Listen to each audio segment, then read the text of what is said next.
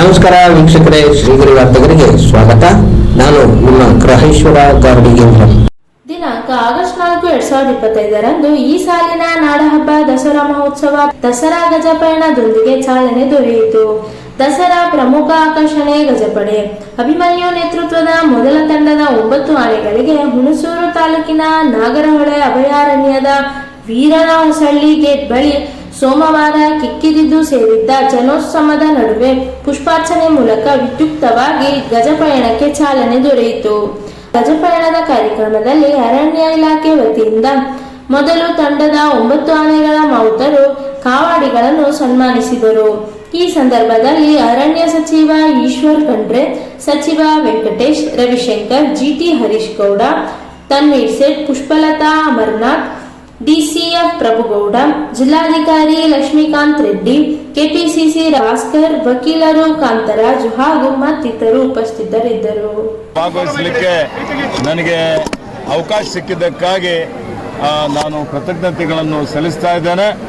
ಅದೇ ರೀತಿಯಲ್ಲಿ ಇವತ್ತಿನ ವಿಶ್ವವಿಖ್ಯಾತ ದಸರಾ ಮಹೋತ್ಸವ ಅರ್ಜುನ ಆನೆ ಸುಮಾರು 8 ಸಲ ಇವತ್ತು ಅಂಬಾರಿಯನ್ನು ಹೊತ್ತು 750 kg ಇವತ್ತು ಅಧಿದೇವತೆ ಚಾಮುಂಡೇಶ್ವರಿಯ ವಿಗ್ರಹವನ್ನು ಹೊತ್ತು ಇವತ್ತು ಆ ಒಂದು ಮಹೋತ್ಸವದಲ್ಲಿ ಭಾಗವಹಿಸಿದ್ದು ನಮಗೆ ನೆನಪಿದೆ.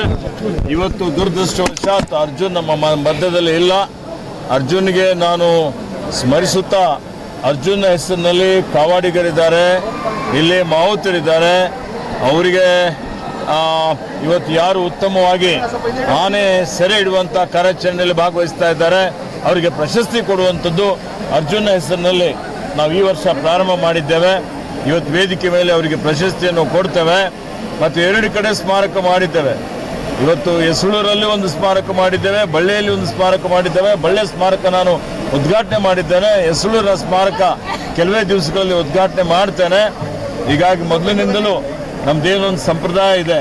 ಹಿಂದೆ ಇವತ್ತು ಜಯಚಾಮರಾಜೇಂದ್ರ ಮಹಾರಾಜರಿದ್ದಾಗಿ ನಡ್ಕೊಂಡು ವಿಜಯನಗರ ಅರಸರ ಕಾಲದಿಂದಲೂ ಈ ಒಂದು ದಸರಾ ಮಹೋತ್ಸವ ಇಡೀ ಜಗತ್ತಿನಲ್ಲಿ ವಿಶಿಷ್ಟವಾಗಿ ಆಚರಣೆ ಮಾಡುವಂಥದ್ದು. ನಮ್ಮ ಕರ್ನಾಟಕ ರಾಜ್ಯ ಮೈಸೂರಿನ ದಸರಾ ಸಾವೊಂದು ನಿಮಿತ್ತ ಈ ವರ್ಷವೂ ಸಹಿತ ಇವತ್ತು 9 ಆನೆಗಳು ಈಗ ಇಲ್ಲಿಂದ ಮೈಸೂರಿಗೆ ಹೋಗ್ತಾ ಇದ್ದಾವೆ, ಅರಮನೆ ನಗರಿಗೆ ಹೋಗ್ತಾ ಇದ್ದಾವೆ. ಇನ್ನೂ ಸುಮಾರು 5 ಆನೆಗಳು ನಾವು ಕಳಿಸ್ಲಿಕ್ಕೆ ಇಲ್ಲಿಂದ ವ್ಯವಸ್ಥೆ ಮಾಡಿದ್ದಾರೆ. 2 ಆನೆಗಳು ರಿಸರ್ವಲ್ಲಿ ಇಕ್ಕಬೇಕು ಅಂತ ನಾನು ಹೇಳಿದ್ದೇನೆ. ಅವಕ್ಕೆ ಉತ್ತಮ ರೀತಿಯಲ್ಲಿ ತರಬೇತಿ ಕೊಟ್ಟು ಆಹಾರ ಕೊಟ್ಟು ಒಂದು ಒಳ್ಳೆಯ ರೀತಿಯಿಂದ ಈ ದಸರಾ ಮಹೋತ್ಸವ ಆಚರಣೆ ಮಾಡಲಿಕ್ಕೆ ವ್ಯವಸ್ಥೆ ಮಾಡಬೇಕು ಅನ್ನುವಂಥ ಒಂದು ತಾಕೀತು ನಮ್ಮ ಸೂಚನೆಯನ್ನು ಅರಣ್ಯ ಇಲಾಖೆ ಅಧಿಕಾರಿಗಳಿಗೆ ಕೊಟ್ಟಿದ್ದೇನೆ. ದಸರಾ ಮಹೋತ್ಸವ ಮತ್ತು ಅರಣ್ಯ ಇಲಾಖೆ ನಮ್ಮದೆಲ್ಲ ಅನ್ಯೋನ್ಯವಾದಂಥ ಒಂದು ಸಂಬಂಧ ಇದೆ. ಆ ನಿಟ್ಟಿನಲ್ಲಿ ಇವತ್ತು ನಾವೆಲ್ಲರೂ ಉಸ್ತುವಾರಿ ಮಂತ್ರಿಗಳಾದಂಥ ಮಹದೇವಪ್ಪನವರು ಬರಬೇಕಾಗಿತ್ತು. ಅನಿವಾರ್ಯ ಕಾರಣದಿಂದ ಅವರು ಬಂದಿಲ್ಲ.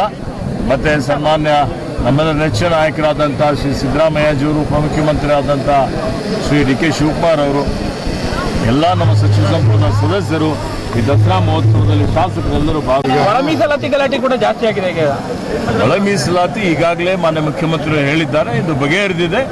ಜಾರಿಗೆ ತರ್ತೀವಿ ಅಂತಲೇ ನಮ್ಮ ಪ್ರಣಾಳಿಕೆಯಲ್ಲಿ ಹೇಳಿದ್ದೇವೆ.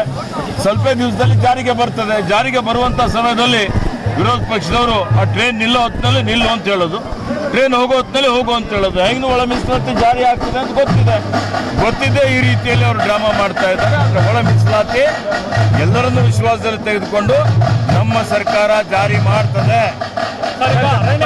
ಪ್ರಾಣಿಗಳನ್ನ ಜಾನುವಾರುಗಳನ್ನ ನೋಡಿ, ಮಲೆ ಮಹದೇಶ್ವರ ಬೆಟ್ಟದಲ್ಲಿ ಇವತ್ತೇನು 5 ಹುಲಿಗಳ ವಿಷಪ್ರಾಶನದಿಂದ ಸಾವುಗಳಾಯಿತು.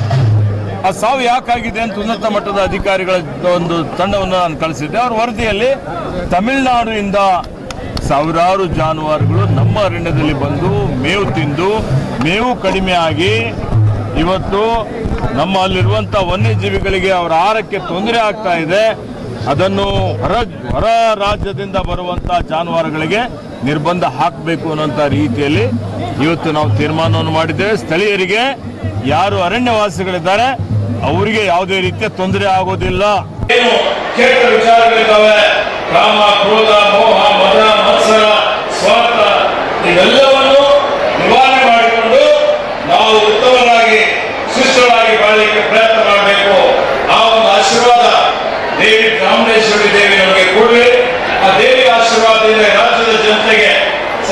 ಸಮಯಕ್ಕೆ ಮಳೆ ಬೆಳೆ ಆಗಲಿ, ಎಲ್ಲರಿಗೂ ಸುಖ ಶಾಂತಿ ಸಮೃದ್ಧಿ ನೆಮ್ಮದಿ ಸಿಗಲಿ ಅಂತ ಹೇಳಿ ಈ ದಸರಾ ಮಹೋತ್ಸವ ನಮ್ಮೆಲ್ಲ ನಮ್ಮ ನಾಯಕರಾದಂತಹ ಮಾನ್ಯ ಸಿದ್ದರಾಮಯ್ಯ ನೇತೃತ್ವದಲ್ಲಿ ಉತ್ತಮ ರೀತಿಯಲ್ಲಿ ಇವತ್ತೆ ಯಾವುದೇ ರೈತರ ಘಟನೆಗಳಾಗದ ರೀತಿಯಲ್ಲಿ ಯಶಸ್ವಿಯಾಗಿ ಜರುಗಲಿ ಅಂತ ಹೇಳಿ ಎಲ್ಲರಿಗೂ ಶುಭವನ್ನು ಹಾರೈಸಿ ನನ್ನ ಎರಡು ಮಾತು ಮುಗಿಸ್ತಾನೆ. 750 ಕಿಲೋಮೀಟರ್ ಕೆಲಸ ಮಾಡಬೇಕು. ಈ ಕಾರಣಕ್ಕಾಗಿ ಎಲ್ಲ ಆನೆಗಳು ಪ್ರಯಾಣ ಮಾಡಿ ಅವರಿಗೆ ಕೆಲಸವನ್ನು ನಮ್ಮ ಜಿಲ್ಲಾಡಳಿತ ಮತ್ತು ನಮ್ಮ ಅರಣ್ಯ ಇಲಾಖೆ ಅಧಿಕಾರಿಗಳಲ್ಲಿ ಸೇರಿ ಮಾಡ್ತಾರೆ. ಇದು ನಮ್ಮ ಮೈಸೂರು ದಸರಾದಲ್ಲಿ ನಡೆಯತಕ್ಕಂಥ ಜಂಬೂ ಸವಾರಿ ತಯಾರಿಯನ್ನು ಮಾಡ್ತಕ್ಕಂಥದ್ದು ಇದು ಒಂದು ಉದ್ದೇಶ. ಆ ಆನೆಗಳನ್ನು ಸುಮಾರು 100 ತಿಂಗಳು ಮುಂಚಿತವಾಗಿ ನಾವು ನೈಸರ್ಗಿಕವಾಗಿ ತಯಾರು ಮಾಡ್ತಕ್ಕಂಥ ಕೆಲಸ. ಈ ಸಲ ಚೆನ್ನಾಗಿರೋದ್ರಿಂದ ಜನರು ಬಹಳ ಮಂದಿ ಇದ್ದಾರೆ. ಕೆಲವು ಕಡೆ ಜಾಸ್ತಿ ಆಗಿದೆ ಸಹ ವ್ಯವಸಾಯ ಚೆನ್ನಾಗಿ ಹೀಗಾಗಿ ಜನರು ಬಹಳ ಖುಷಿ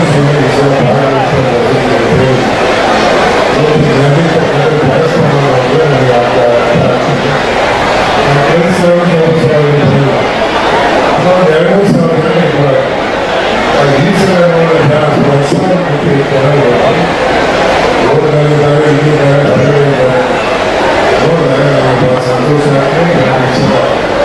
ದಸರಾ ಮತ್ತು ಉತ್ಸವಗಳನ್ನು ಸರ್ಕಾರ ಸಹ ಅನೇಕ ಯೋಜನೆಗಳನ್ನು ಜಾರಿ ಮಾಡಿ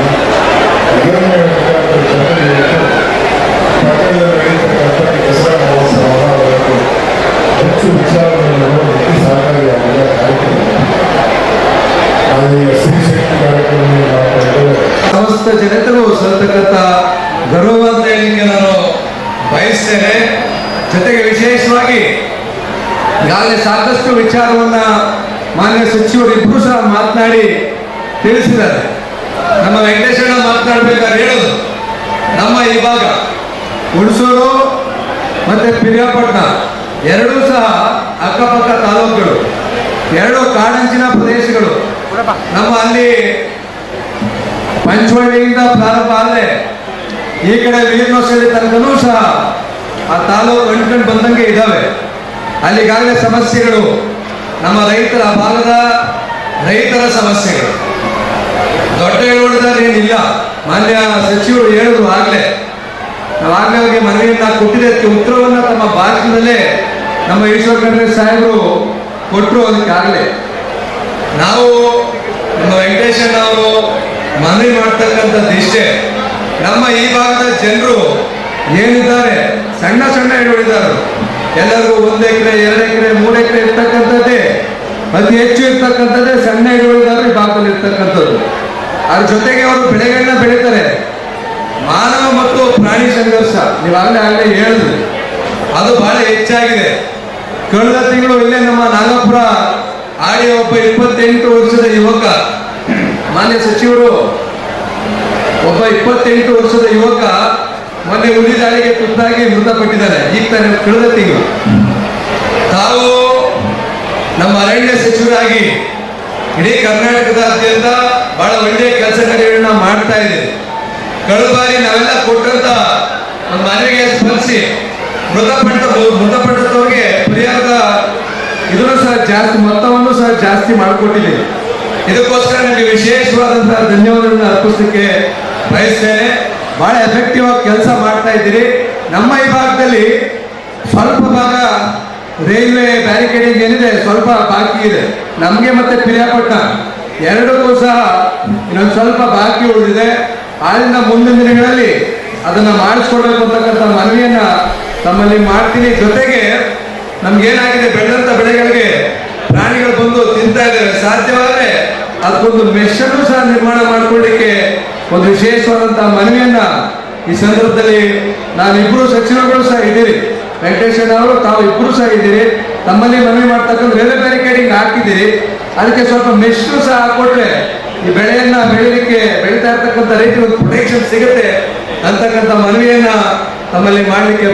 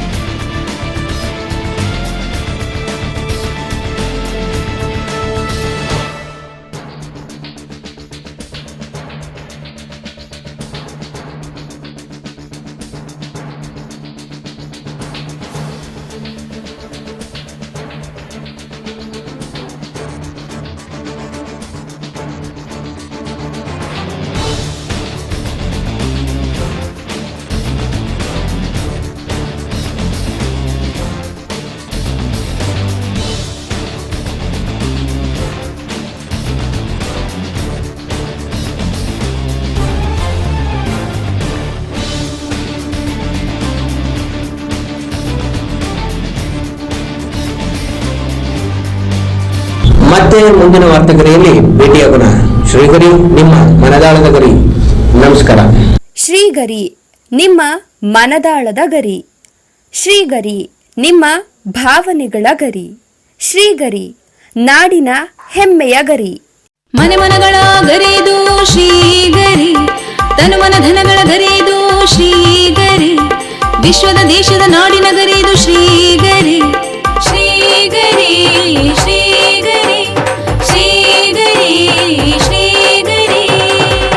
ಶ್ರೀಗರಿ ನಿಮ್ಮ ಮನದಾಳದ ಗರಿ.